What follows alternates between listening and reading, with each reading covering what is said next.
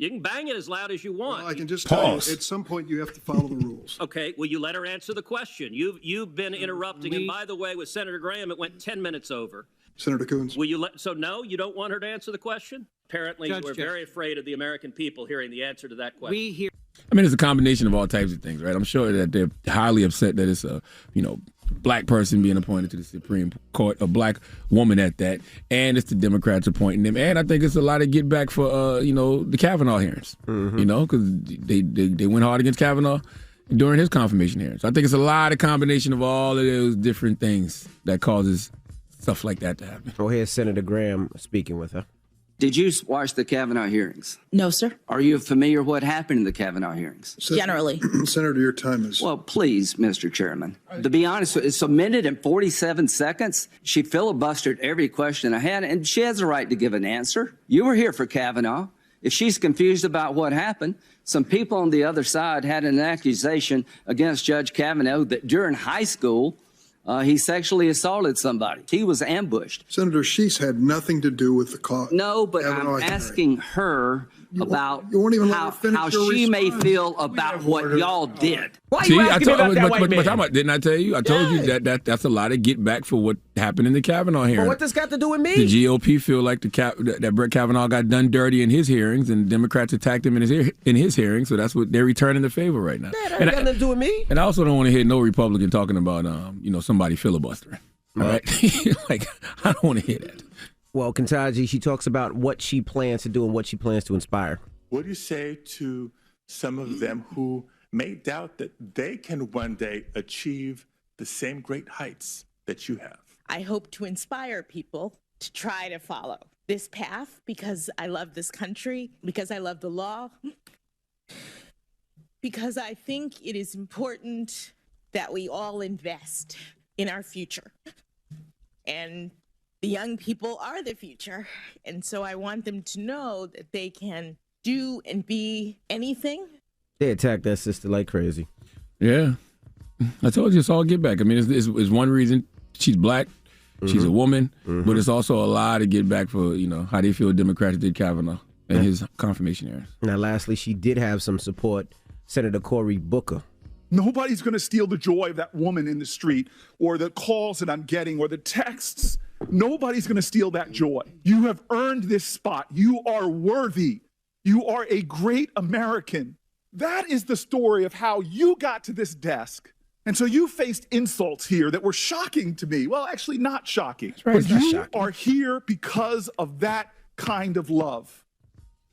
I respected what Cory Booker said. I appreciated what Cory Booker said, but I really wished he would have checked those old-ass senators before he said that, to that sister. Because that speech Cory gave, was about racial progress. Giving that speech in the face of such bigotry, it's a little it's not disingenuous, but it's just like, I don't know what the word is, but it's just a little strange when you see all of this bigotry going on and you give a speech about racial progress. Got to check them old-ass senators in that moment and then love on that sister. Absolutely. And please remember, it's still a conservative majority in the Supreme Court. It's still a numbers game, 6-3. So, this is a great move. It's a historic move, but it's not a move that's going to preserve democracy. The court needs to be expanded, and you need like 4 of her. That's right. That's what you need. All right. You need like 4 of her after you expand the court. All right. Well, that is front page news. Get it off your chest. 800-585-1051. If you need to vent, phone lines are wide open. Again, 800-585-1051. Get it off your chest. And let the record say I'm only saying her because I'm scared to pronounce her name, and there's nobody in here to correct me because I know Envy can't pronounce it either. Correct. What's her last name? Ketanji? That's not her last name. See what I'm saying? No, I mean, you're asking Jackson. You don't know how to pronounce Jackson? Her last name not Jackson, is it? Yes, it is. It is? Yes. Oh, okay. Well, Supreme Court, soon to be Supreme Court Justice Jackson. There you go. It's the Breakfast Club. Good morning. The Breakfast Club. I'm dialing. Hey, what you doing, man? I'm dialing. I'm calling you. This is your time to get it off your chest, whether you're mad or blessed. 800-585-1051. We want to hear from you on The Breakfast Club. Hello, who's this? Hello? Hey, good morning. What's your name? Hey. What's your name, mama? Taylor. I'm from Jacksonville, Florida. Shout out to Duval. Duval! Hold on, you mean Little Duval or Duval County? It's about county. Both. Okay. What's up, mama? Taylor? Get it off your chest. I got a quick question. Like, not to like down any of the black men in my city, but like, why does it take so long for them to like realize that, like, okay, now I need to get a job so I can have a wife, so we can have a family, so I can give her kids. Like, it's like even if they've never been to jail, they don't got kids. It's like they don't realize that they need a 40-hour job till they're 32. Like, I don't understand that. There's a movie. There's actually a great documentary that explains, that syndrome. It's called Baby Boy. It stars Tyrese and Snoop Dogg and Ving Rhames. Oh my God! Like, you should watch it. No, seriously, you should watch it, and you can see the maturation from a boy to a man. It is a documentary. Why are you so mean? I'm not mean. I'm just because it's like at a certain point, it's like, why do I have to keep waiting? You want men to get their life together. Yes, and it's like, as a woman, like I'm 28 and now I own a house. So it's not like I'm looking for a man who has a house and has this and has that. But like, I don't want you to live with your mama. Like, you can't call me your girlfriend and still depend on your mama. You know, they all depend on yourself. I agree. They always talk about, girls physically maturing faster than boys. That's a fact. But I think they mature mentally and emotionally as well. Absolutely. But it's not all men, because if you look at, not trying to just call our race out, but if you look at white men, if you look at Asian men, if you look at some Hispanic men, nope, they see things differently. That's not true. They just as immature. I don't know why y'all swear the grass is greener on the whiter side. It's not. I'm not saying they're immature, but I'm saying they're willing to risk it earlier and get their shit together. They don't have the same obstacles, yes, and systemic oppression that we do. We know we have these obstacles. Black women have obstacles as well. That is true. That is true. That is true. Why you make? They still get ours together. So it's like you can't keep making excuses for somebody. You're like, right, man. We gonna work hard. We gonna try to get our stuff together. Okay? I agree with you on a lot of levels. I can't even sit here and say that you're wrong. There's a lot of us that definitely do need to grow up and mature. Correct. Hello, who's this? What's the word? Envious Mello. Mello, what up? Get it off your chest. Yo, man, I'm having a ball, man. Like I said, I just want to know, as far as in the world where we are, as far as where's male birth control at? You feel me? I feel like we really need that. You know what I mean? It's called a vasectomy, sir. Out of everything that's going on in this world, that's the only thing that's on your mind this morning, Mello? No, I'm not even going to hold you, bro. There's a lot going on, but I'm telling you, bro. I had a patent for the idea, like I said. What is it? It's a lotion. Call it sunblock. You feel me? What is it? So it's like a male birth control, but it's like in the form of a lotion or a sunblock, you said? Nah, I'm saying it's a male birth control in the form of a lotion, and we call it sunblock. You feel me? Because that way we have But what about your daughters, Mello? I ain't get that far, but I'm not going to hold you. The reason why I wanted to get this off my chest, because, I feel like the stuff that's in your skin cream, Charlamagne, can't be healthy. So I feel like you should throw that in the male birth control. Come on, help your community. Salute to Dr. Natasha Sandy. Her polished products are amazing. My skin is flawless. I hear you hating, Mello. Get it off your chest. 800-585-1051. If you need to vent, phone lines are wide open. It's The Breakfast Club. Good morning. The Breakfast Club. Let's go. This is your time to get it off your chest, whether you're mad or blessed. Say it with your chest. We want to hear from you on The Breakfast Club. So if you got something on your mind, let it out. Hello, who's this? Yo, DJ Envy. Good morning. Charlamagne the God. Top of the morning. This OG Ron from Bed-Stuy, Brooklyn. Peace, OG Ron. OG, what up? Get it off your chest, brother. Hey, check this out. I got a 16 for the people, man. I'm pushing that culture and hip-hop forward. Just going to leave y'all a little something to vibe to. Check me out. Go ahead, go. Check it. Hit the booth, then I take off. 16's out of space, dog. Switching styles like I'm on a script. Out in Cali with a 6'4". What you need, I can get it for you. Key players I can connect to. Body bags to some Hot Wheels. Ice dancing in the necklace. Well prepared for the next level. Shouts out to the process. The title shot handed down on my take my crown in this grind fest. Techniques is insane.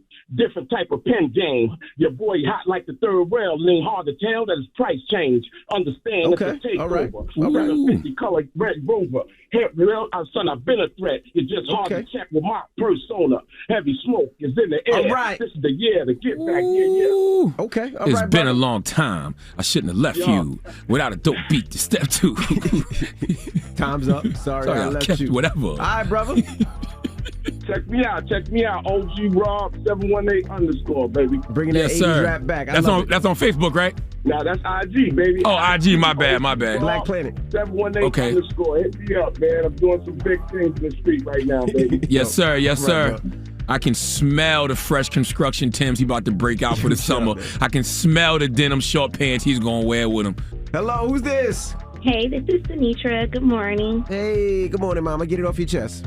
Today is my 30th birthday. Hey. And I decided to try to call. I just got off work. I can't believe I actually got through. Like, this is crazy. You through. Where you calling from? That's crazy. I'm calling from Detroit. Hey, what up, Doe? What you doing for your birthday? Honestly, I really don't have any plans like that today. I have a client, and then I got to go back again to work tonight to my other job. What kind of client? What do you do?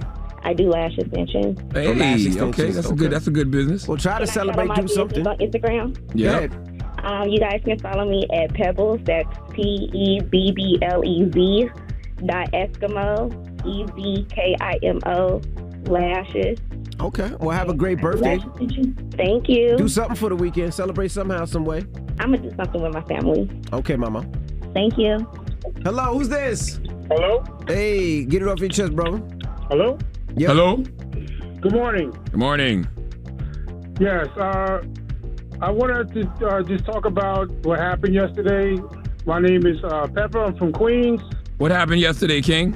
Yeah, so good morning, Charlamagne. I'm sorry, guys. I'm being rude here. Good morning, MV. Good morning, Charlamagne. Peace, King. What's up, bro? What happened yesterday? Yeah, so I'm driving in the Bronx, and I saw this guy. He was trying to talk. I thought he was trying to talk to this girl, and he was going to make a left in front of me, and then he made a U-turn, and he started talking to her, and she looked like she was scared. So I was going to mind my business and keep driving, but then I saw him. He pulled out he lifted from his passenger seat what looked like a big water gun. And he rolled down his passenger side window, and he pointed it at her. So she got scared, and I'm sitting there watching this, and I basically interfered from whatever he was thinking about doing to her. Well, I'm glad you was there, King. Word. You're doing what you're supposed to do. That's what we're supposed to do as men in our society. We got to protect and provide for women, even when they're not our significant others or our friends or family. That's what we got to do. Fact. Right. So, I was like, what if that was my sister or my mother or my daughter? That's right. Out there, Yep, and you got this guy in his black CTS with Georgia plates. It's just lucky that I'm not her family, man. I felt bad for her, so I took her to the train, made sure the sister was safe. Well, good job. I'm glad you did that, man. I'm glad you was intentional about that, because I'm not gonna lie, my anxiety has been really bad, and it's so crazy that it's been really bad because of a project that I assisted in getting out. But the Finding Tamika project on Audible, because even though I knew that missing black women and missing black girls was a thing, it's really a pandemic. And they make up, I believe, 30% of all missing cases. Maybe even 40% now, but they only make up like 7% of the media coverage, so we don't see it.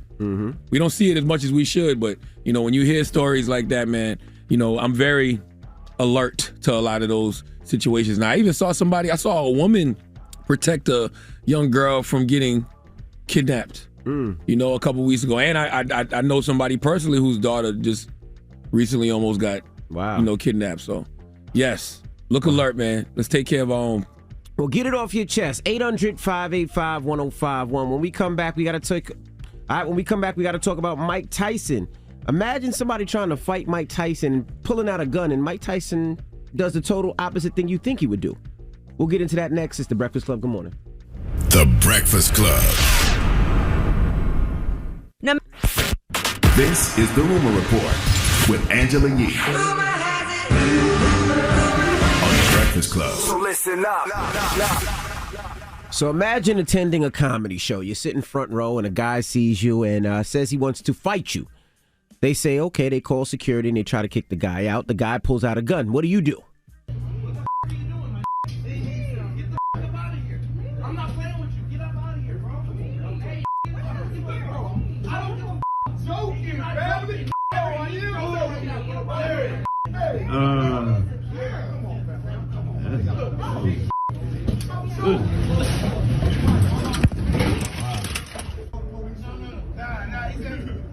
right. All right. There you go. Shalom. Hey, thank you, Mike. Give it up for Mike. Well, we didn't have to play that audio. I was explaining it. Did you tell the people what happened? I don't know what that was. Explaining it. I mean, I saw it, so I know what it was. But. Yeah, so Mike Tyson went to a comedy show out in California. A guy came up to him, and I guess he might have been a little drunk, intoxicated, said he wanted to fight Mike Tyson. Now, listen, when people walk up to Mike Tyson and say they want to fight Mike Tyson, I'm sure they don't actually mean it. I'm sure that a lot of boxers get that, a lot of wrestlers get that, some gangster rappers get that. We've heard those stories. So security came up to remove the gentleman. The gentleman pulled out a gun. Not on Mike, on the security. On security. And everybody backed up.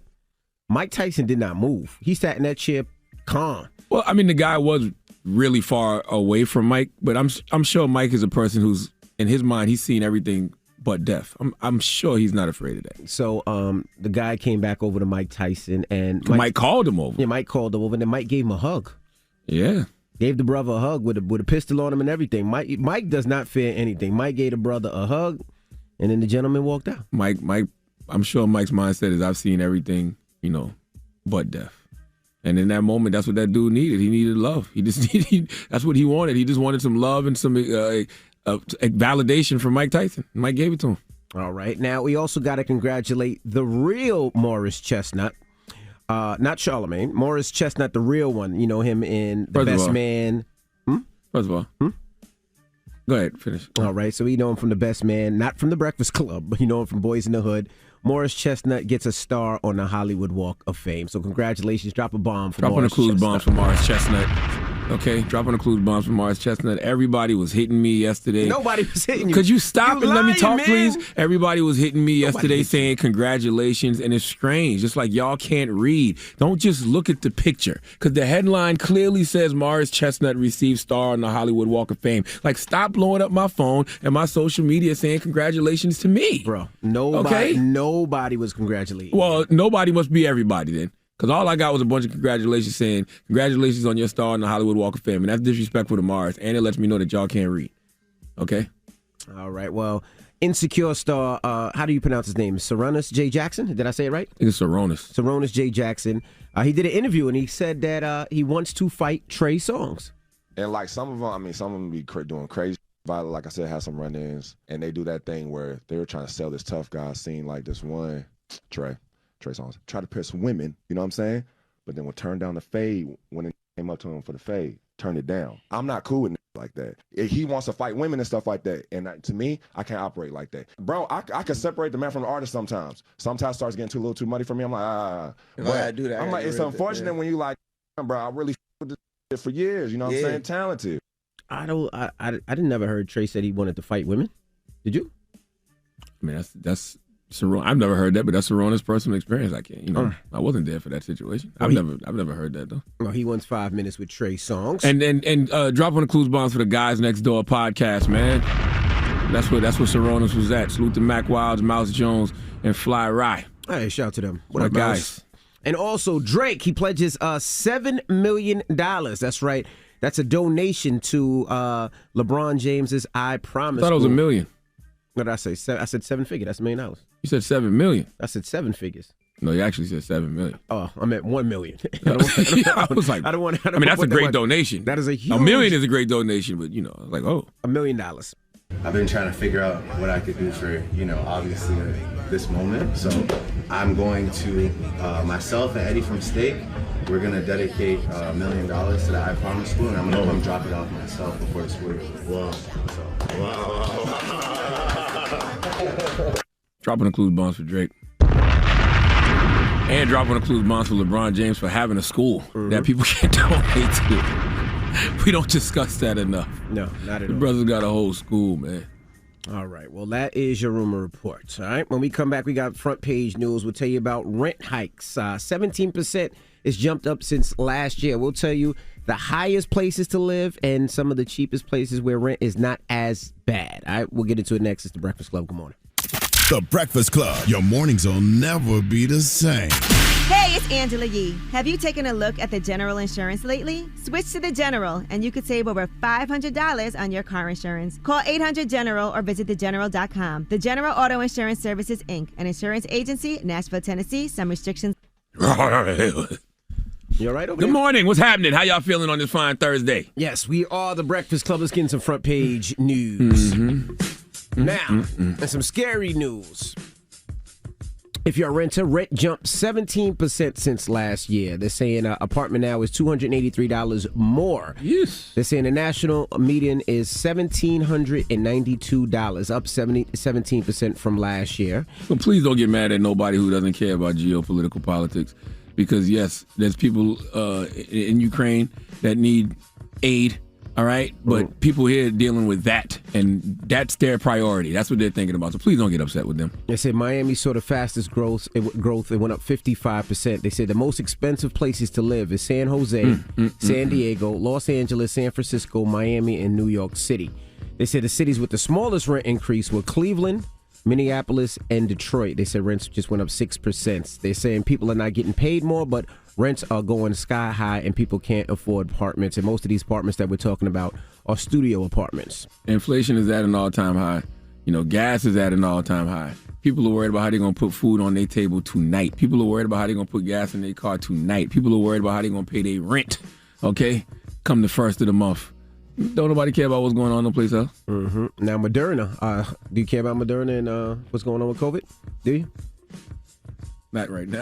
All right, well, COVID-19 vaccine, they say, performs well in children and adults. Are you doing that? Nobody really cares. Instagram. Do you care about Instagram bringing back a chronological feed option now? They saying people are pissed off. I don't even know what that means. All right, now it's. I don't even know what that means. Don't worry about it. Don't worry about it. Nobody cares.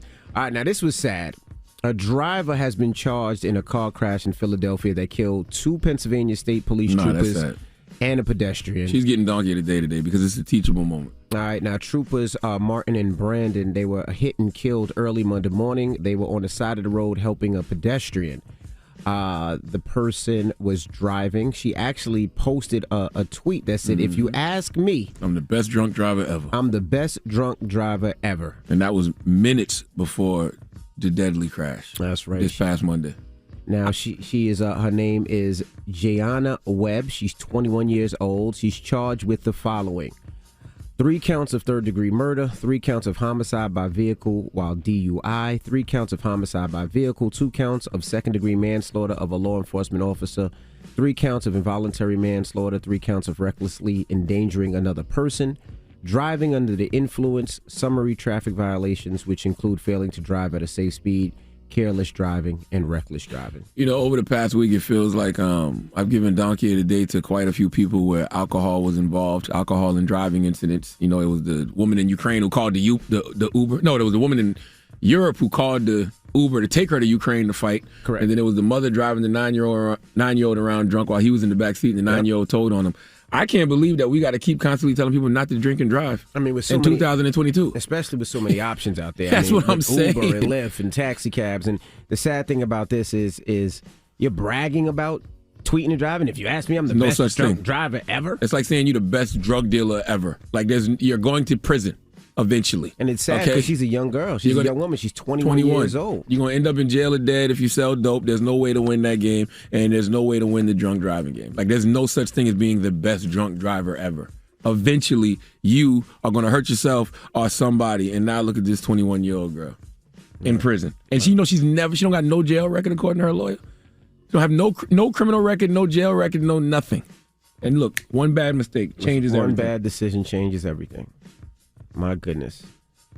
All right. Well, again, rest in peace to troopers Martin Mack and Brendan Siska. And also the pedestrian that was killed was Reyes Riviera Oliveras, I believe. She's 28 years old of Allentown. Or he is 28 years old of Allentown. So rest in peace. All right. And that is your front page news. All right. Clear it up a little bit. Let me woosah. I just think it's a teachable moment. Woosah. All right. When we come back, we got the icon, the legend, DJ Jazzy Jeff. He'll be joining us. Of course, he has the Bel Air podcast. You know him from Fresh Prince of Bel Air. He's an icon as a DJ, a legend as a DJ. And we're going to talk to him next, all right? So keep it locked. It's the Breakfast Club. Oh, and we're going to let him mix, too. Yeah, he's mixing today. He's doing a couple of minutes. If he don't want his job no more. clearly you don't want your job no more if you letting Jazzy Jeff mix, but you don't really mix like that no more. Oh, shut up. He's an You're not even a icon. DJ. You stop it. Envy. That's your name. Stop I don't it. even call you DJ Envy. I don't know why people even call you DJ Envy. They think that's your name, actually. They think your name is actually DJ. They think my first name is DJ, Yes. my last name Envy. They be like, DJ. No, Yep. it's anyway, but Because they don't know Jeff. you for DJ. Shut up, man. It's Jazzy Jeff when we come back. It's The Breakfast Club. Good morning. The Breakfast Club. Morning, everybody. It's DJ Envy, Angela Yee, Charlamagne the Guy. We are The Breakfast Club. We got a special guest in the building. The legend. The legend. DJ Jazzy Jeff. Whoop, whoop. Good morning, my brother. Good morning. How are you, man? I'm beautiful. I'm noticing a pattern already, though. Okay. You said that you had the best water you ever had in your life here at the Breakfast Club. Yeah, I did. And you also said that the new Bel Air show might be your favorite show ever. Yeah. Listen, I'm pointing in a positive direction. Okay. Now we have Jazzy Jeff here, who is on Yes. my Mount Rushmore of DJs. I think it's, in my opinion, I always go with Clue because Clue brought me into this game. But I always say Clue, Kid Capri, and Jazzy Jeff are on my Mount Rushmore. Who's the fourth? DJs. Yeah. Fourth, I would probably have to say, would have to be Flex. Okay. Just on the radio aspect and what he was able to do on radio. Kid Capri, because he's just a legend. Jazzy Jeff was a legend and Clue from what he did in mixtapes. I would have to say those four. We might as well ask Jazzy who's his now then. Oh, man. That's usually towards the end of the interview question, but why not? I always have to put guys like Flash up there because they kind of inspired me to even make me think that you could do this bigger than a hobby. So it would probably be like guys like Flash, guys like Theodore. And then I'm friends with so many DJs, it's really hard for me to pick because there's so many people that do what I like because I like a lot of different, I'm really good friends with Kenny Dope and Louis Vega, on the house side, guys like Scratch Bastard, Newmark, DJ Scratch. So it's just, I'm just a fan of the culture. Yeah, his Mount Rushmore has like 20. So what got you into DJing way back when in Philly? And how did you get into it? Because DJing is expensive. Oh man. Listen, my most formidable years of DJing, I didn't own any equipment. Like I bought records. Every day my mom gave me money for lunch in school, and I starved myself for 4 years of high school. Same exact thing. And bought records every day. She never knew that. I took my mom to Jamaica and walked her on the beach and told her that. Like, Mom, I never ate for 4 years. Yeah, we didn't have a lunch in our school. Yeah. We got out early, so I took the lunch money and just bought records. But I realized that records were the most important thing to a DJ. It wasn't equipment. You could find somebody who has equipment and sucks. If you got records and you're good, then y'all got a group. And that's, basically what it was. How did you know that? How did you know my future is in DJing? Oh, so I'm I gonna didn't. make this sacrifice. Wow. Didn't. It was something that you did.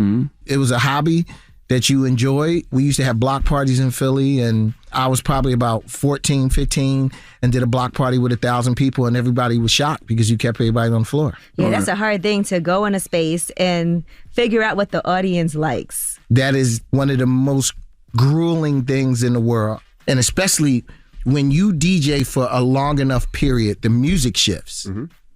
You don't ever know when the music shifts. It's always one night when it slaps you in the face. What do you mean it shifts? Like it's like Crunk goes to something else? Oh, listen, I did Howard's Homecoming. Used to body Howard's Homecoming. And I went to Howard's Homecoming one year.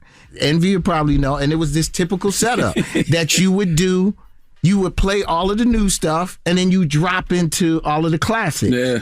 And this is when the classics were Eric B. for President, Nobody Beats the Biz. And I dropped it, and nobody moved. And I was like, wow, it's not there. It's Eve's Who That Girl. Oh, Nuck If You Buck now. So you always got to prepare yourself for that night that you realize that. I did that one night with Benjamins. Ooh. I go to the club, I play Benjamin. I'm thinking the crowd, it's Benjamins. I'm and they looking at me like, yeah.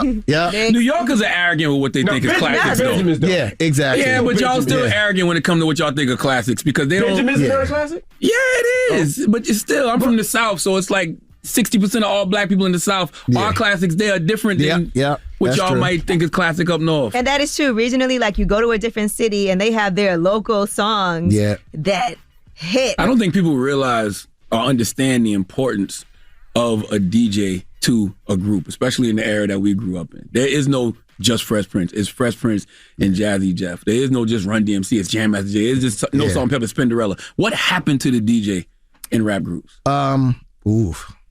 The economy. I think, because I don't want to go too deep into this, but please go. When I'm about to say go as deep as you want, but then I have to pause that. But yes, go deep. In 1988 to me was the biggest year in hip hop. 40-something groups that released in 87, 400 and something groups that released in 88. Like it was like the explosion. And I think after that, people started to realize that Santa Claus wasn't real in the music industry. Mm-hmm. That the money wasn't coming the way that you thought it was coming. You know, there were people that thought, listen, if I sell 1 million records, I'll never be broke.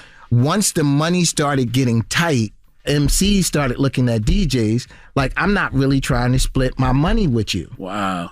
And I really think it was an economic thing that changed all of that. I read Will's book. Y'all never had that problem, right? I mean, y'all did go, y'all had financial problems, but never, I got to cut Jazzy. Oh, no. It was, from the day that Will and I met, Will was like, I'm trying to be the biggest movie star in the world. And I was like, I'm trying to do music for the movies. So that was set in stone. Did you meet? Break that down. How y'all met? In Philly, in crews. Everybody kind of had crews. He was in a crew in Winfield, and I was in a crew in West Philly. Got a call one night to do a house party, and I picked up the phone to call my MC, and he wasn't in the house. Mm-hmm. There's pre-pager, cell phone. Right. He wasn't in the house, so I went to do the party, and it happens to be next door to Will. And he comes in the basement, and he sees me, doesn't see the MC. He's like, where's Ice? I was like, I couldn't get in touch with him, and he was like, you mind if I rock with you tonight?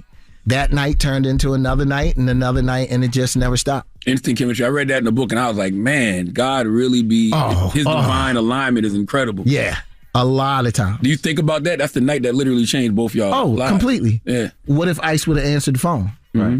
All right, we got more with DJ Jazzy Jeff when we come back. Matter of fact, I'm going to step to the side and let Jazzy Jeff do a mini mix right now. No, you're not. Yes, I am. You're a liar. Nope, this is all Jazzy Jeff. It's the Breakfast Club. Your job is a rap.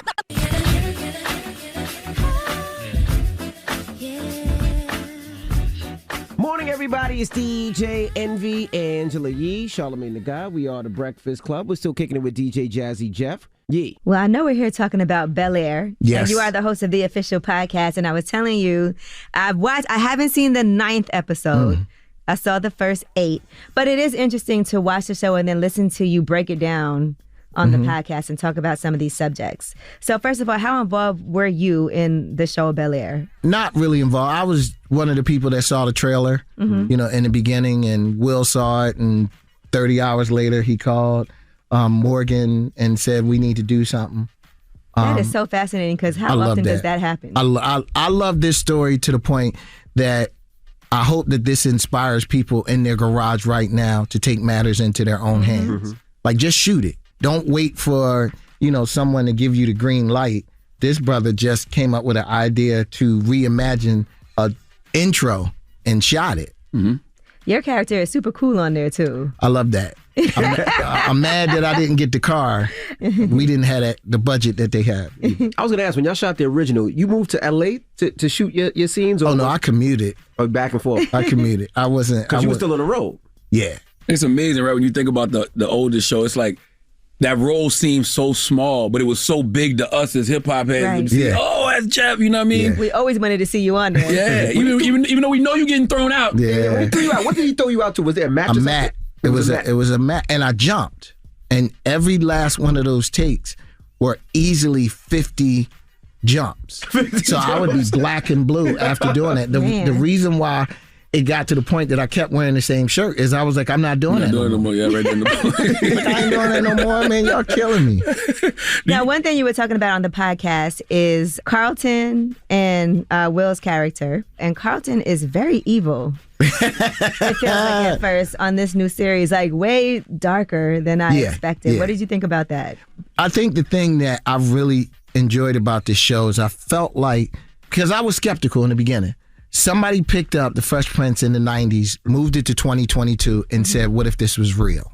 And every last one of these characters, this is how they would be if this was real life. Right. Carlton absolutely would be on drugs. Like, he would absolutely be around all them white kids and rich white kids. He would absolutely he be got on on my drugs. nerves so much while I was watching it. He did a good job. He did. Like, and I told him that's a sign of a good actor or actress when people don't like you because of your performance, you nailed it. Does Will consult with you about movies and TV shows? Because I saw that you said you were confused about an I Am Legend sequel. No, I get excited about that. Okay. You know, when even thinking about the idea of that, because that was one of my favorite movies, you know, that he did, that the potential of him doing something else. You know, a lot of times, you know, he'll just call and say, I'm going to be in such and such for about 6 months. Mm-hmm. Like, he won't even tell me what he's shooting. It's like, I'm going to be in such and such for 6 months, just come down. So, yeah, I hope it's a sequel. What does the Fresh Prince and Jazzy Jeff do to, I don't want to say preserve the legacy because it's preserved already, but just to, you know, show everybody this is what we did, to like kind of like, what's the word I'm looking for? Memorialize it almost. I never stopped doing what I've been doing. I don't think that I have done what I'm supposed to do here yet. And I don't know what that is. I'm moving forward, you know, until I find out what that is. The one thing about DJs in our industry, we don't own our own, right? Like, we don't own the turntables, we don't own the headphones, we don't own the mixes. Have you ever thought about creating your own? Because you're such a turntablist? I have helped so many of the companies develop products, have designed products, but you're right, it's never an ownership thing. I've always thought about that, but sometimes trying to do something like that alters your main goal. How would you define the state of DJing? And what role do you see DJs playing in the culture today? Well, that changed dramatically over the past 2 years. Really? It changed for the better for some people and extreme worse for others. There would be times that the club scene isn't banging in the United States and people would go to Europe. This was the first time that the whole world shut down, so there's no place to go. And what happened is it evened out the playing field, and it was who wants to do something. You know, somebody like D-Nice got on and started streaming and basically changed everything. For DJs? Oh, completely. So. Okay. I was one of the first people to get extremely sick from COVID. Ironically, is this week 2-year anniversary. But I remember when D-Nice went on, and I was pretty much on my deathbed watching him, and that was the only thing that made me feel good. Wow. You know, because he's playing music. But I realized it's like he's playing music on his kitchen counter because he's kind of like, I don't know what's going on in the world. And the only thing that's going to calm me down is me playing music. And then you look up and Oprah's on there, and Ellen DeGeneres is on there, and Michelle Obama's on it, because everybody needed music for that. And then once everybody started streaming, there was a couple of aha moments for me that it's like I'm going around playing for 2,000 people in this club, or I can stay home and play for 50,000 people all over the world. I have zero desire to be in a club right now. It took a lot for me to admit that because my life was in the club. You know, I started realizing when I go to San Francisco and I call my DJ friends like, yo, I'm in town. Where you at? I'm at the Mighty tonight. Oh, cool. What you doing? I'm getting ready to go to dinner. I'll meet you. And they go to dinner. You know where they never come? They never come to the club. They don't have a desire to go to the club. Right. But then I started thinking, how do people who don't go to the club hear good DJs? The only place you're going to hear a good DJ is in a club. No, that's until real. Now. Yeah. I go to the club because you'll get a young DJ that plays a record that's local. Like the club rings off on. That you could bring to I the give you radio. that. So I do that as well. Yeah, but on both sides, because the thing that I found interesting, D-Nice didn't play one new record. Not one. D-Nice was playing music for us. And I've always felt that the adult marketplace, we are the least served. That's right. We don't have nothing. Either I got to dress like my son or I'm wearing Skechers. And I ain't trying to do either. You know? So it's kind of, you trying to figure out what to wear. You know, we don't necessarily have clubs. And the whole club quarantine thing was for us. And I think it woke a lot of us up. I wonder if we were taking our culture for granted. And when you look at what happened with COVID, the D-Nices, the verses, it made us appreciate our era more. Oh, 100%. Right. Two things that I saw. There were no young DJs streaming. All the young DJs were waiting for the club to open back up. I was sick to the point that I said, if we are back to normal within a year, this is the biggest scam in the world. I can't be on my deathbed in a global pandemic, and a year later we're back. And you couldn't even get tested right then, right? Oh, listen, they didn't know what I had. Damn. The last show that I did before the world shut down was Ketchum, Idaho. And I had just come back from an Asian Australian tour. So, I mean, it's ringing in my ears. Like, one of the last 2 dates, I was in Hong Kong and landed in the airport, and I always like to get the data from somebody there. Like, I'm not trying to hear the news. What's going on? Dude, it's 6,000 miles away. We dealt with SARS. Everybody wears a mask over here anyway. It's not that bad. And I was like, okay, cool. And the next morning when I left, the airport was under bubble wrap. And I left Hong Kong, flew to Jakarta, turned on the television, they shut the Hong Kong airport down. Like, I just got out. But I was just kind of like, okay, I got back home. I'm good. Went to Ketchum, Idaho, and literally stayed in my room, did the show, went back to my room, flew home. I'm home. I'm off for 2 months. Yeah. But I looked at my wife and I said, I don't feel good. And she was like, what's wrong? I said, I'm just a little achy. It's like, all right, we got all the stuff we need. Go home, take a shower. I don't remember the next 14 days. Wow. And I had double pneumonia in both of my lungs, which later I found was a symptom of COVID. But they weren't testing. Like, the doctors told me to go home and sit still. Your life depends on it. All right, we got more with DJ Jazzy Jeff when we come back. Matter of fact, I'm going to step to the side and let Jazzy Jeff do a mini mix right now. No, you're not. Yes, I am. You're a liar. Nope, this is all Jazzy Jeff. It's the Breakfast Club. Your job is a rap. Morning, everybody. It's DJ Envy, Angela Yee, Charlamagne the Guy. We are the Breakfast Club. That was a DJ Jazzy Jeff mini mix. He's in the building. So we were just talking about COVID and that you got COVID. Did your wife get it? Did your kids get it from you? My wife did. She lost her taste and smell for a day, and that was it. Kids, she kept the kids out of the room, because I was in such bad shape. She didn't want them to see me like that. But coming out of it, she got a call from a journalist that said, I'm calling to find out how Jeff is, which we never told anybody I was sick yet. And he said, the last show that Jeff did was the nation's first hotspot. And 50 people that were at the event that he did died. Damn. Holy cow. So now I'm looking at which I'm happy they didn't tell me because that would have psychologically got me. But now I'm looking like, wait, I had COVID? So. No, we're glad you're here, brother. You still, you say you don't DJ as much. Now when you DJ, what's the difference? Do you still walk through the crowd? You can't give people high fives. And everybody want to talk.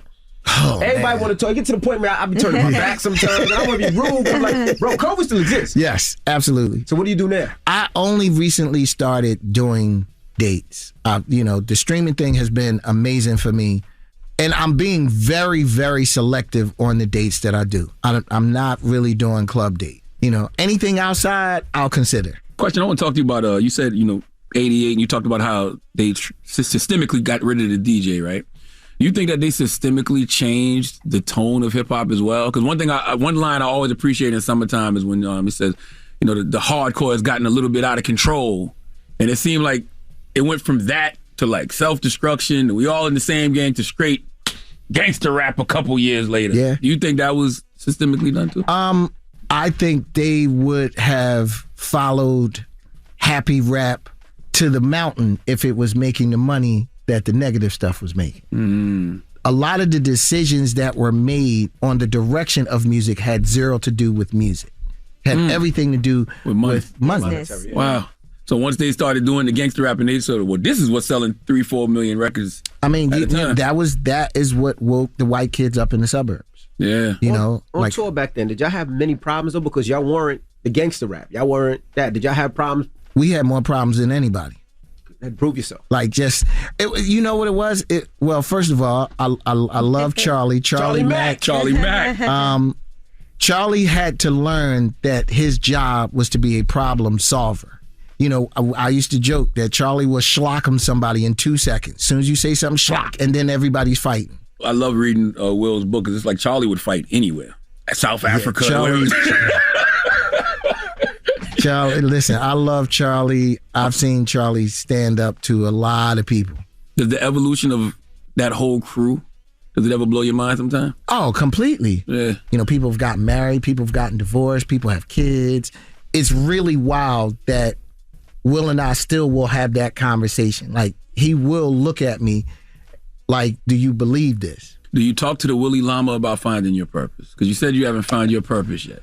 No, we don't really get into those conversations. We'll, if we do, it's really kind of a general conversation. Like, I don't really call and say, hey, I'm trying to figure out, my purpose. I went to his house one time and we were talking and he looked at me and said, I'm starting to realize that some of the ways that I structured my life, I was wrong. And I think the one thing that I always gave him credit for is he's very good to accept when he's wrong and pivot. I'm more of a thinker. I'm more of, I got one life. How do I want this life to go? I want to be extremely happy. There's a lot of stuff that don't mean a lot to me like it used to.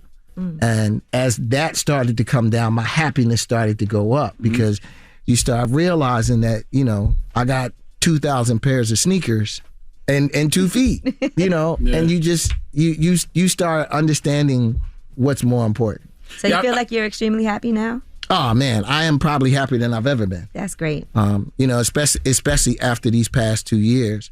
Because I was doing 160 dates a year because you thought you were supposed to, you got to go out and get it. You got to go and get it. Did your relationship with your wife evolve from you being home? Oh, listen, my wife saved my life. Especially knowing, what it was. And she laid next to me every night. But she was the one, she kept everybody abreast at what was going on because I was gone. I didn't know. She had picked up the phone and really started having tough conversations with people. Wow. About wills and estates and all that. But just, like Will said to me, when Lynette called me, I knew something was wrong. Man. My wife and I have a saying, I know who I married. We do not expect anything other than who we are to each other. And that enables us to really enjoy ourselves. And once I came out of that, I'm like, listen, get the kids' bike, let's open up the pool. We are going to have the summer of our lives. And it's just going to be us. Word. I feel like everybody's purpose is service to others, man, and you've done a phenomenal job being of service to the culture of hip hop. So yeah, man, I appreciate it. Thank you for joining us. Oh, one last thing. Would you like to see Jazzy Jeff end up with Hillary Banks? Would I like to see Jazzy Jeff or Jazz? Jazz. I kind of think that's going to happen. They already dabbled. They dabbled more than I dabbled. Yes, they definitely did. So, it's so weird to see it. Yeah, it was definitely different. You think that was a cool plot twist? Yeah.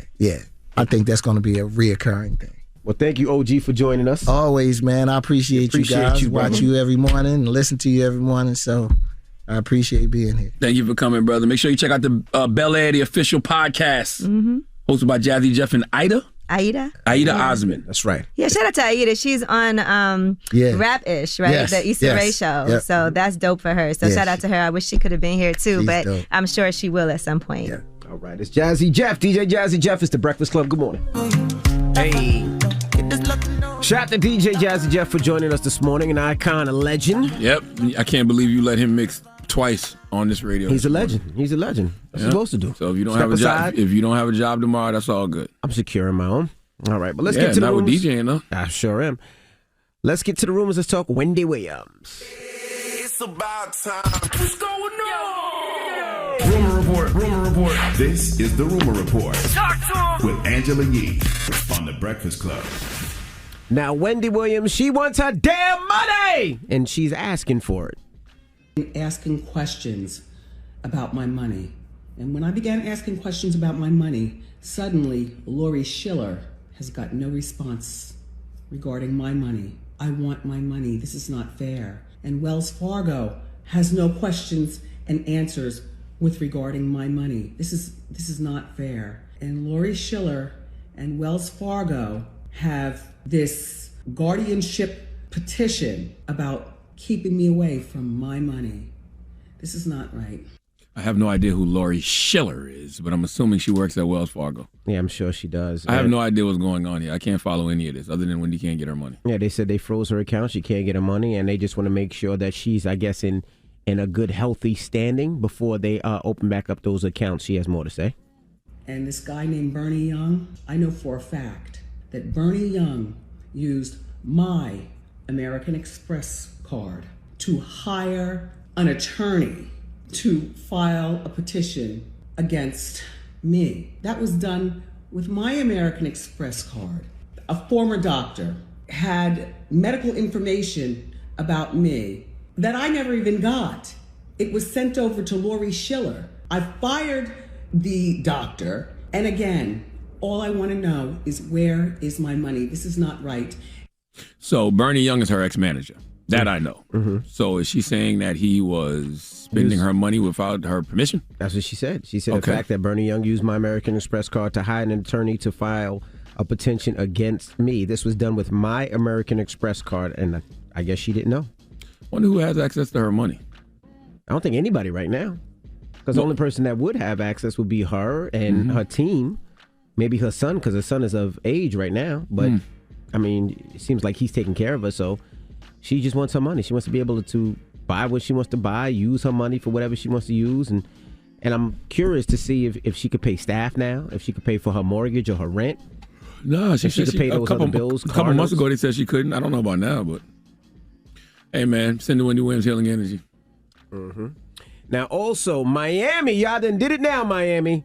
Alcohol sales have been banned after 6 p.m. during curfew on Miami Beach. Not mad at that. The city, 6 p.m.? Not mad at that. Why? But when you hear my donkey today 4 after the hour, and you think about a couple of other donkeys I did this week, people not being responsible with alcohol for whatever reason nowadays. Maybe they never really have. Yeah, but do you blame it on the restaurants? Do you blame it on the bars? Because they still got to eat. They still got to make money. Oh, the restaurants got to stop serving? Yeah, they're saying. Well, they're saying. I thought you said liquor stores. No, it says alcohol sales banned after 6 p.m. during curfew. Curfew for what, though? Because they're curfew right now because of all the stuff that's been going on in Miami Beach. The shootings, the people being hurt. All right. Well, yeah, once all the tourists get out of town, they'll get back to normal. This is in addition to guidance for businesses on admitting their last guests with a new time frame will ensure they leave by 12 each night of the curfew. Sales of alcohol are prohibited in the curfew area after 6 each day on Thursday, March 24th, Friday, March 25th, and Saturday, March 26th, which is foul for those businesses, those hotels, those restaurants. You know, I think it's kind of crazy. I got to hear more. I don't know what's going on. I haven't heard about what's going on down there for them to do that. It's the first I'm hearing about this. And Versus, they're announcing some performances. They have some upcoming performances.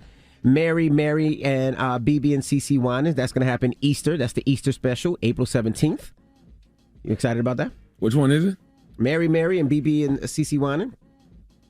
Mary and BB. I feel like, I guess. I am excited about that. It'd be blasphemy to say you're not. That's like when you walk down the street and somebody hand you a pamphlet of Jesus. You got to take it. You got to take it. I'm very excited about that. Let's go! But when they hand you the pamphlet, you can't just talk. You can't. That's what I'm saying. You put it in your bag or something. You put it in your pocket. You say thank you. You keep it. I'm not. Yes. I am very excited. Yes. Mary, and BB and CeCe Winans. Okay. Well, May 8th. There's some singers there now. Yes. May 8th, they're having a Mother's Day special. And May 14th, Onyx versus Cypress Hill. Onyx versus Cypress Hill. Wait a minute, wasn't all that stuff blurred? I just looked at it, it was blurred. They got it out now? No, well, maybe I shouldn't be telling you no more. Hold on, let me see. Right, I wanna see. Hold on. Do they have the nigga event of the century on there? Was that one on there? Look at it. No, let me see. Let me tell you something. I don't want something about it. I heard about a versus. When I say there's heavy niggatry at work, when I say that's going to be an event where niggas going to nig. Nah, is that one on there? No, that's not on there. You sure? Let me see. It's not on there. No, it's not on there. Hand it to me. Let me see. Oh, maybe they didn't put that one. Put that one. I get both. It is a blank versus blank, hosted by a blank. Oh, it's blurred out. It's still blurred out. Yeah. It's Memorial Day. Memorial Day. If this is the one that I'm thinking about, right? If Swiss and Tim pull this off for Memorial Day weekend, it is gonna break nigga Twitter. You hear me? On a scale from 0 to 10, low niggatry to high niggatry, where we at? On a scale of 0 to Soulja Boy on live, at any given time smoking a blunt, it's 100. Oh my goodness. Okay? Oh my I'm telling you right now, if they pull this one off, if that's the one I'm thinking for Memorial Day weekend, it's gonna break nigga Twitter. All right. Well, I ain't say black Twitter. I said nigga Twitter. All right. Okay. Well, that is your rumor report. Now, who you giving your donkey to? You stupid, man. I got to see it now. I need to know if this is happening. I'm excited. 4 after the hour, we need to bring Jayana Tanae Webb to the front of the congregation. We'd like to have a word with her. All right. We'll get to that next. It's The Breakfast Club. Good morning. The Breakfast Club. Your mornings will never be the same.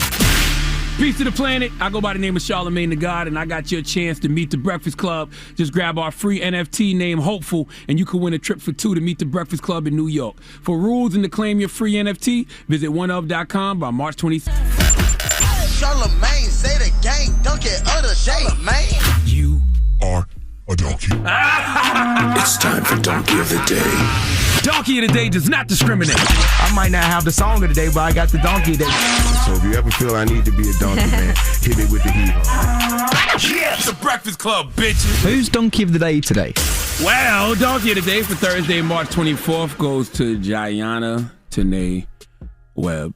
Man, God bless that young sister. She's 21 years old, and she's from Eaglesville in Pennsylvania. This young lady, who according to her lawyer, Michael Walker, is a first-time offender and poses no danger to the public, is now facing multiple crimes, including third-degree murder and second-degree manslaughter of two law enforcement officers. Okay? What did this young lady do to end up in this situation? Let's go to Fox 29. Is it still Fox 29? Is it still Fox 29 Philly, Eddie? Yes. Let's go to Fox 29 Philly for the report, please.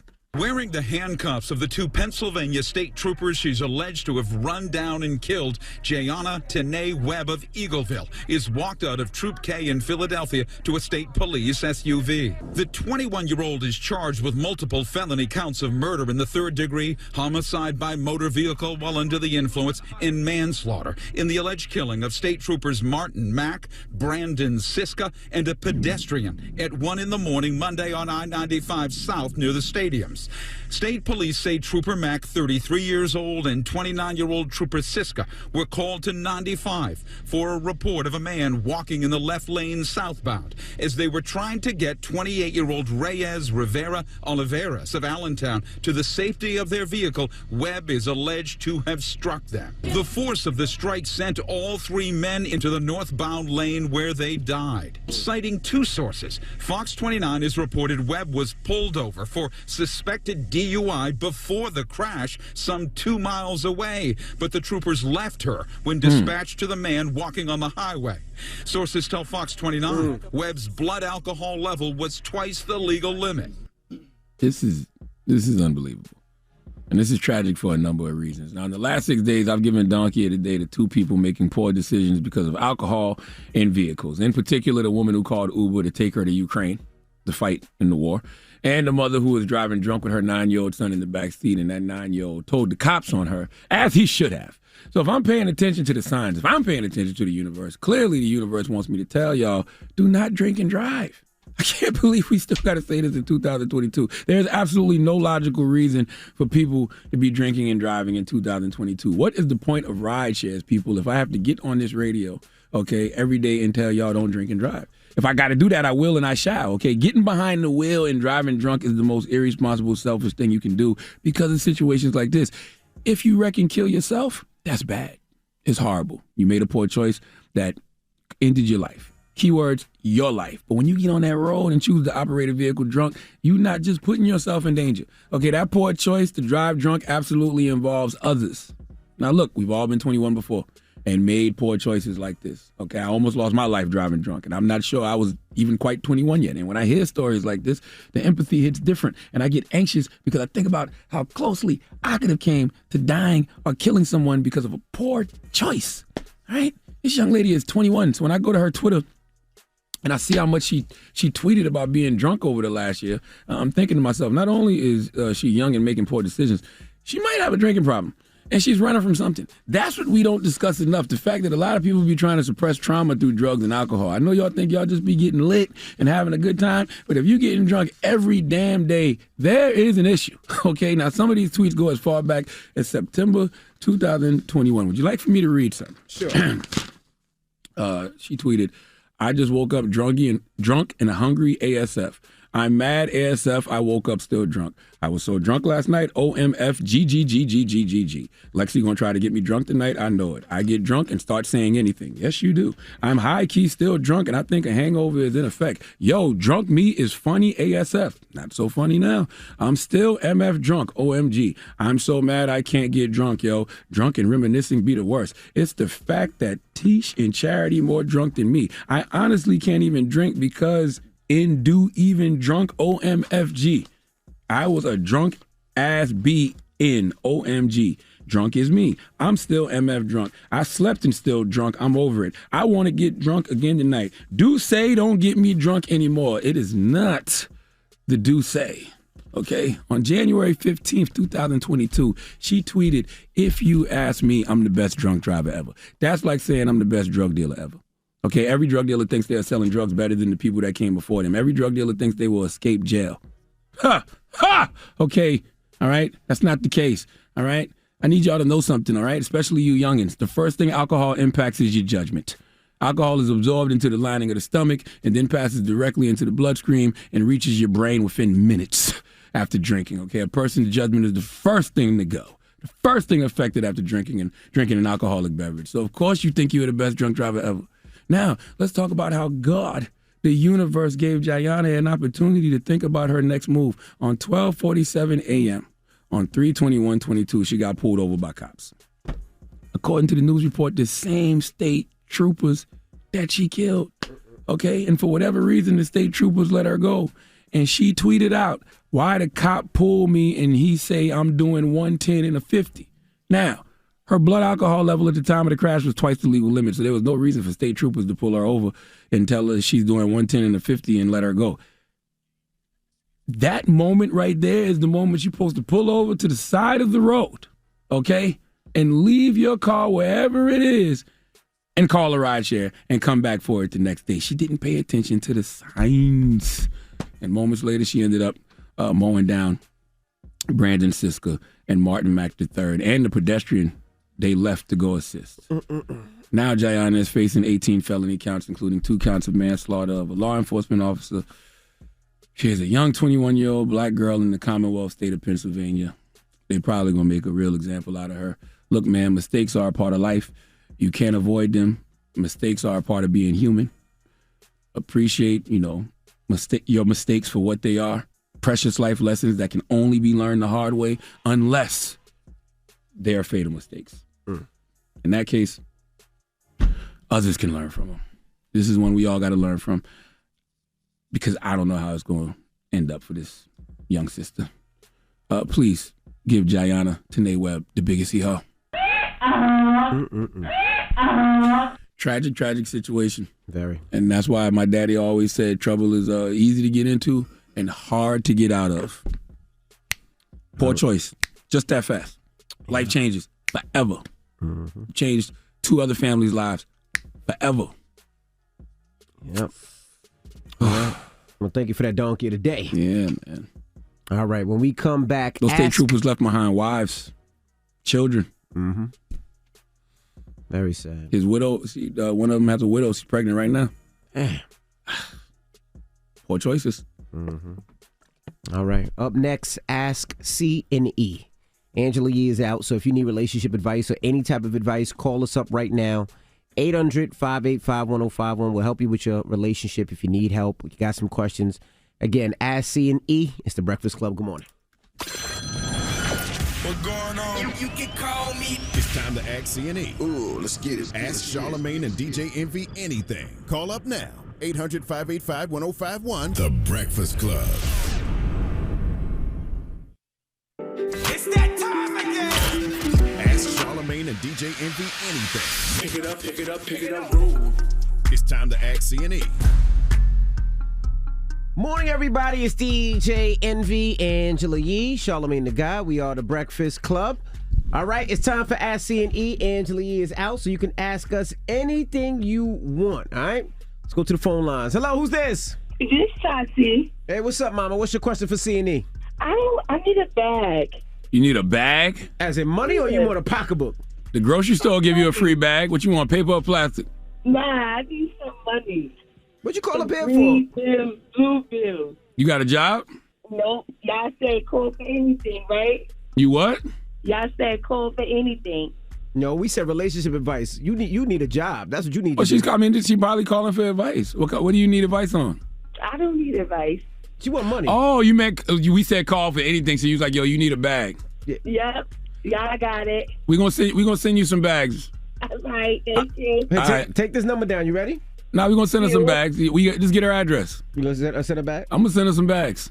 All right, he gonna send you a bag. I'm gonna send you a bag. Get her address, Eddie. I'm gonna send her a bag. All right, you want my address? Yeah, but our producer gonna get it for you. All right. All right. All right. What the hell you gonna send a bag with? I'm gonna send her a plastic Target bag. I got one in the truck right now. Watch, it's gonna be an empty plastic Target bag, and she better appreciate it. I'm gonna give her what she asked for. Hello, who's this? Hey, what's up, man? It's Casper from Queens. What's up, bro? Peace, What's your King. question for C&E? So me and the mother of my child, we're having a lot of communication issues, and I'm just wondering, maybe y'all could give us some advice on how we could gel this thing together. What's the problem? On my part, I would say maybe sometimes a little insecurities, like I don't get the reassurance I would feel I need and deserve. And on her part, maybe, I don't listen to her. Sometimes I do say some really bad things. I think y'all should just start talking through DM. I think you should just sit in the house with your phone and just start DMing her things that you want to communicate about. Nah. I think y'all should just communicate through DM, and then after y'all have the DM conversation, then y'all can sit down to the table and have the real face-to-face conversation. Because for whatever reason, people express themselves better through social media nowadays. Now, why are you having insecurities, brother? Well, at times I just feel like she don't say those things. Like, she don't say, like, when I call her, she don't be like, hey, King, or like, I just don't get See? I don't get that love I feel I need to. You want your post liked. You want her to like your post and leave comments on your post, right? Your insecurities are gonna make you lose your girl, man. Don't worry about that. If you treat her better, I'm sure she'll treat you better. You said she doesn't like the way you talk. You talk to her. Also, that you don't listen to her. Start listening to her. When she's talking to you, put your damn phone down. Ask questions. Why you find out more about her relationship? Find out more about her feelings, and then I'm sure if you're more into her, she'll be more into you. Why you not? brother. No. Why you not listening to what this King said? Because this is something that men aren't honest about. What?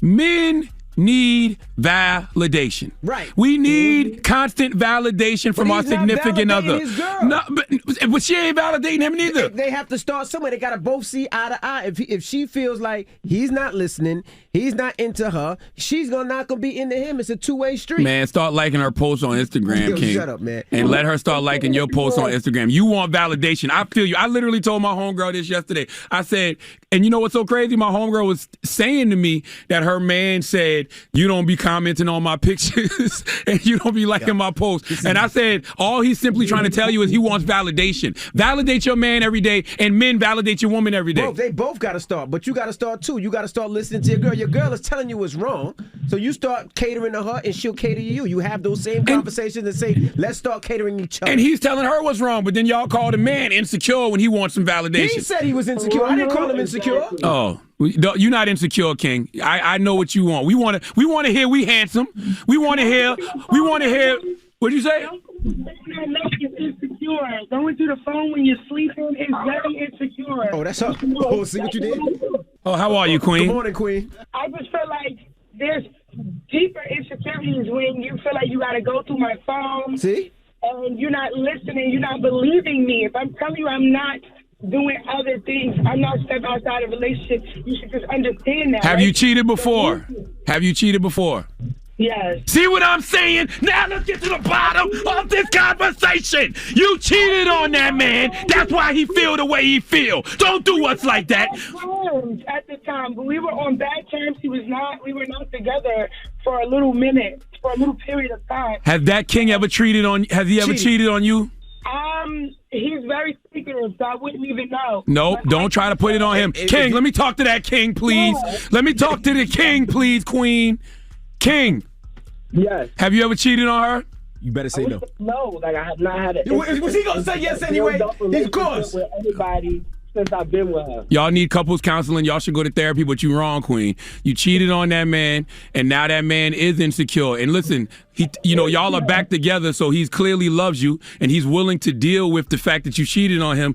But you got to make him feel secure. You got to make him feel like you could be trusted again. Imagine if the shoe was on the other foot. That is facts. If you cheated on him, you should be doing what's right to make sure he feels secure. You should be making sure that he feels okay. That's Not right. just being like, don't look through my phone. No, you cheated on him. You did him dirty. He's insecure. He feels away. He really don't trust you. You got to make him trust you.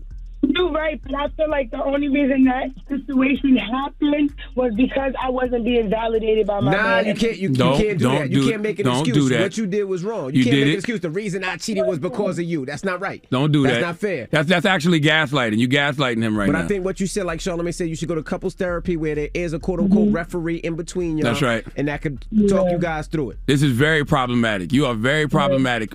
Okay, you are very problematic. So right now, Queen, tell your king you love him.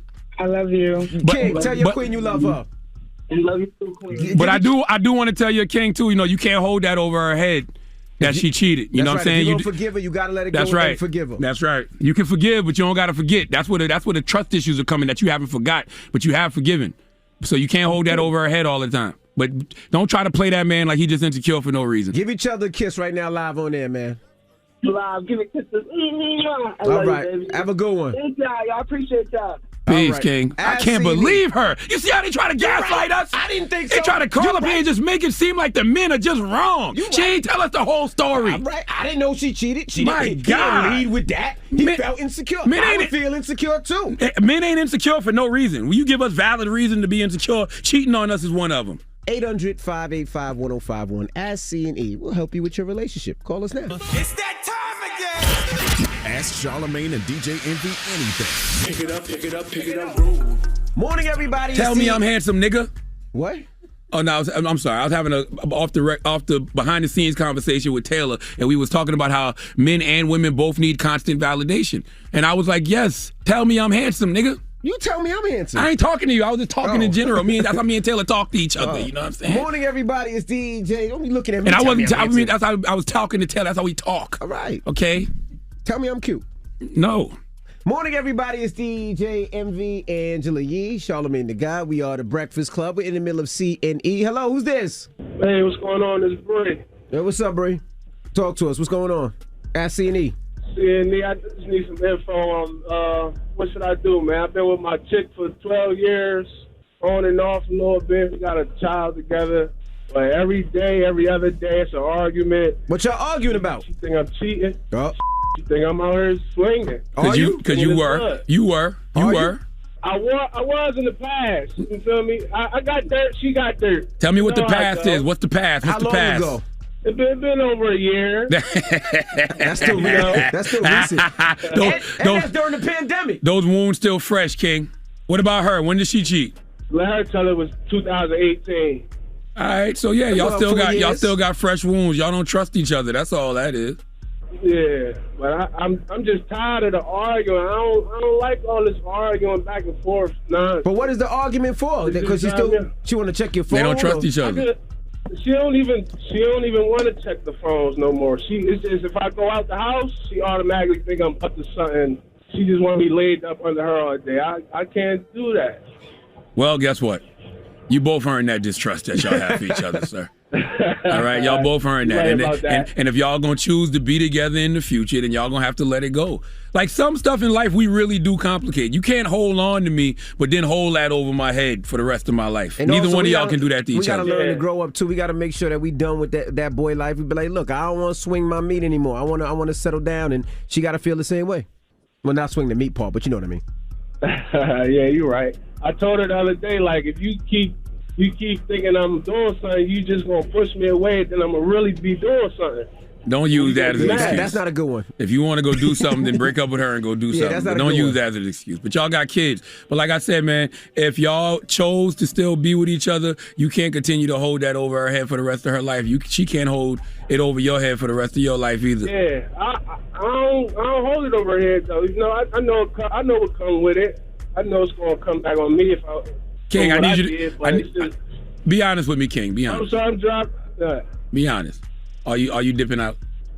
No. Okay. It's been since last year. He told you that. Last year was 3 months ago. But like summer, so I want to say 6 months. 6 months? You lied, man. You said a year. Get off my phone. To see the problem now. You lying. Get off my phone, bro. You're a fresh cheater. I can still smell the vagina on your penis. What? Why you laughing? Goodbye, man. What's up with us, man? What's up with humans, man? Humans, what's up? Oh, my goodness. What's wrong with us? All right. Ask C&E, 800-585-1051. If you need relationship advice or any type of advice, you can call us now. Now, when we come back, we got your rumor report. Tupac, it seems like his childhood books are going for $300,000 at auction. We'll tell you about it when we come back. It's The Breakfast Club. Good morning. The Breakfast Club. It's just so exhausting. What? To constantly get mistaken for Morris Chestnut. That is a lie. It's unbelievably exhausting. That's a bold-faced lie. It's just exhausting, man. Y'all have no idea. Now, if you said Joe, R&B singer Joe, I understand. Nobody has time for your hate, okay? I know what I go through every day. All right. Well, you don't live my life. Whatever. I just want y'all to know that all unbelievably, extremely stunning, handsome black men with striking features and bald heads don't look alike. All right, whatever. Well, we are The Breakfast Club. Let's get to the rumors. Let's talk Pac. It's time. She's spilling the tea. This is the Rumor Report with Angela Yee. I just want you to know that you segued right into an unbelievably, extremely stunning, handsome, bald-head black man with striking features. Go. Now, Tupac's childhood poetry is expected to go up for $300,000 at auction. Now, Sotheby's is auctioning off an unpublished booklet of poetry written and illustrated by young Tupac. They believe the rapper created this book at just 11 years old, making it the earliest piece of his writing on record. Now, they were gifted this poetry. They're saying, well, let me bring that back. They said the auction house states Pac was gifted making the earliest piece of his writing on record. That they believe it's illustrations, it's drawings, it's a little bit of everything. You can actually see the actual illustration is a brother holding his hand up in the sky, and there's writings all around it, and they believe it will get up to close to $300,000 at auction. Okay. What is that, an NFT? I don't know. That's definitely not an NFT. I don't know. How does that work? Definitely not an NFT. You just buy the poetry? Yeah, this is actual poetry. It's the actual thing. You get to actually hold it, touch it, put it wherever you want to put it. Interesting. Ooh. What's wrong with you? What is wrong? Where's Angela? That's why I hate doing rumors. Anthony Anderson shares a hilarious video. He was actually in Best Buy in New York City. He has an apartment out here. And I guess he was getting a TV for his new apartment and then realized, how am I going to get this TV back to my apartment? I don't have a car. And that's when some nice New Yorkers decided to help, and Anthony Anderson decided to drive their vehicle. I have no idea who these people are, but I'm driving the vehicle right now because I just went to Best Buy to buy some TVs for my new place in New York, and he offered to drive me home, but didn't tell me he had a friend in the car. Hey, he's slanging that gas, too. I'm Alex. That's Alex, and that's Charm right there, and I'm driving their car. But not only am I driving their car, what y'all need to see is that I'm driving, but the car is in reverse. All right, so if I don't make it back, or if I don't make it back to the set of Law and Order, call the police. What's your name again? This what they look like. Anthony Anderson is 51 years old, and it's not his first rodeo in New York at all, but somebody needs to call him and tell him that's not the move. I know he's just a kid from Compton. You don't jump in with no fresh TV and then no random car and for no nice New Yorker. There are nice New Yorkers. He made it finally. Shout to he did, but that could have went bad for him. It did. It could have got lined up. Yeah. What's next? You gonna tell him to go to the nice spa called the Pink House Projects in Brownsville? What's next, man? What we doing here? My goodness. Like, stop. Now, also, Rupert Cross from Portland. He thought he had to come up, allegedly. He stole a U-Haul truck full with 1,100 pairs of Yeezys. Now, this has a value of over $250,000. Now, I didn't know that. I guess sometimes Adidas use U-Hauls to carry their Yeezys around, and he knew that, and he picked up the truck. But it wasn't long until he was caught and arrested. So he's arrested. How would he know that they was on the back of that truck in particular, though? I don't know how he knew, but he knew. And I'm sure he thought he had a come up of a lifetime. That is a lick. 1,100 pair of Yeezys before they were released? That's a lick. That is a lick. So he was arrested and charged with aggravated theft and possession of a stolen vehicle. What happened to the sneakers, though? I mean, Adidas got the sneakers back. Now, let me just ask you a question. question. They sent them back to Adidas? Yeah, they're going to stores. I'm sure Adidas is probably using that U-Haul to deliver them to certain stores. I don't believe them cops gave back all them Adidas. I think they gave There's back some cops in where they at? What location? Portland. There's some cops in Portland selling some Yeezy slides for the low right now. So you think it was 1,200 pairs of Yeezys? And that's right. They turned in about 600. Oh my goodness! Now, what's the number one city for pizza? What has the best pizza in America? What do you say? Chicago. Detroit. Detroit. A new study showed that the number one place to buy pizza is in Detroit. What up, Doe?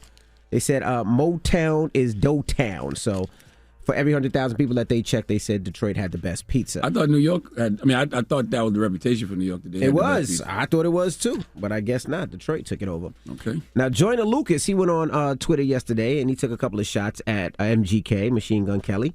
He posted a picture of him and said, they got this goofy-ass headlining. Oh, my gosh, shaking my damn head. It said, someone said, don't bring out the rap devil. Man, listen, laugh out loud. What my brother Marshall did to this Igga. Machine Gun Kelly is light compared to what's waiting if you want to walk down that street with me. Ain't nobody worried about it who painted his nails. I don't know what's going on with Machine Gun Kelly and Joyner Lucas. I don't even know what the hell you're talking about. Okay. I don't even know what I'm telling you, Machine Gun Kelly, he was, I guess, Lollapalooza. He was closing the show, and Joyner Lucas got mad. He was closing the show. Lollapalooza hasn't happened yet. But they announced who's performing. That's how he knows he's performing. But you said closing the show like the show happened already. I don't know. I said he's closing the show. That's not what you said. Are you listening to me? I am. Oh, you and paying so attention? is everybody else. You said Joyner got mad that Machine Gun Kelly was closing the show. I'm not doing no more. I don't know what the hell you're talking about. I'm done. Salute to Joyner and MGK. I'm done. And that is your Do they know they beefing? Yes, they do. They posted it all over Twitter. Oh, okay. All right. Well, up next is the People's Choice Mix. 800-585-1051. Get your request in. Let me know what you want to hear. And we'll get them on for you, all right? It's The Breakfast Club. Good morning. The Breakfast Club. Your mornings will never be the same. Hey, it's Angela Yee. Have you taken a look at the General Insurance lately? Switch to the General, and you could save over $500 on your car insurance. Call 800-GENERAL or visit thegeneral.com. The General Auto Insurance Services, Inc., an insurance agency, Nashville, Tennessee. Some restrictions apply. WWPR-FM HD1 New York. An iHeartRadio station. Morning, everybody. It's DJ Envy, Angela Yee, Charlamagne the Guy. We are The Breakfast Club. Now, shout out to DJ Jazzy Jeff for stopping through this morning. Yeah, salute to DJ Jazzy Jeff, man. Make sure you check out that Bel Air podcast that he hosts with Ida Osmond. They air a new episode the day after each episode of Bel Air drops. So I guess they got one dropping tomorrow, right? Yes. Does the new episode of Bel Air drop tonight? Tonight. Okay. Yeah, tonight. So, right. yeah, shout out to DJ Jazzy Jeff, the icon, the legend. All right, and when we come back, we got the positive notes, so don't move. It's The Breakfast Club. Good morning. DJ Envy, Angela Yee, Charlamagne the Guy. We are The Breakfast Club. Good morning. I'm so excited. I just want to say, I want to shout out to everybody out in Texas, again, in Houston. You guys have been supporting this car show. The numbers are crazy. I can't wait to meet all you guys. If you don't know, I'm doing a car show in Houston this year. Well, one of the many that I'm doing in Houston, H-Town, at the NRG Center.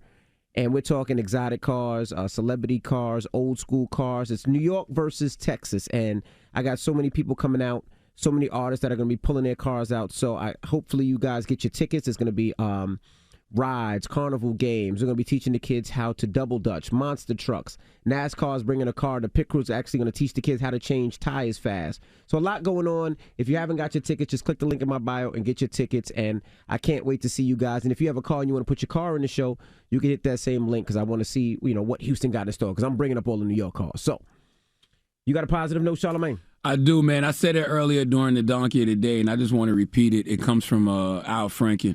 And Al Franken once said, mistakes are a part of being human. Precious life lessons that can only be learned the hard way. Unless it's a fatal mistake, which at least others can learn from. Breakfast Club, bitches! Y'all finished or y'all done?